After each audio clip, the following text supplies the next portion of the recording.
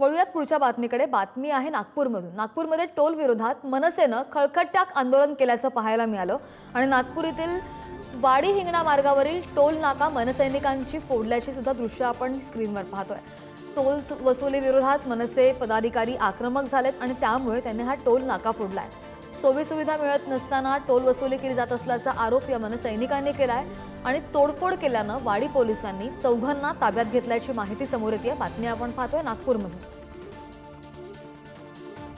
अधिकची माहिती घेऊन आमचे प्रतिनिधी जितेंद्र शिंगाडे आपल्या सोबत आहेत। जितेंद्र, आपण पाहतोय टोल विरोधात जे मनसेचं आंदोलन आहे ते आपल्याला नवीन नाहीये आणि त्यातच आता पुन्हा हे नागपूरमधलं आंदोलन।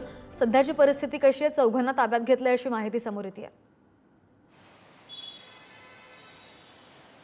श्रद्धा, नागपूर शहराच्या सीमेवरील दोन शहर आहेत, एक वाडी आणि हिंगणा। या दोन्ही शहरांना जोडणारा एक मधून मार्ग जातो, त्या मार्गावर हा टोल नाका बऱ्याच वर्षांपासून आहे।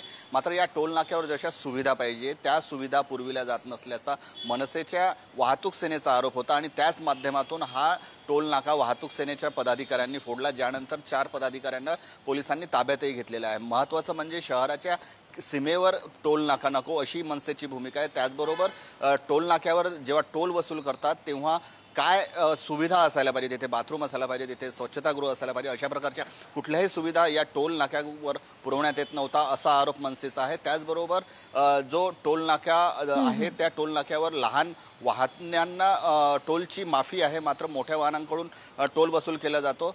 यातही महत्त्वाचं म्हणजे आता 21 तारखेपासून विदर्भावर राज ठाकरे हे दौऱ्यावर येणार आहेत आणि त्यापूर्वी हे मनसेचं आंदोलन आहे, त्यामुळे मनसेला पुन्हा कुठेतरी एकदा चार्ज काढण्यासाठी तर हे आंदोलन केलं नाही ना, अशी ही भूमिका या माध्यमातून समोर येते। मात्र आता पोलिसांनी चौघांना ताब्यात घेतलं असून पुढील कारवाई करत आहेत।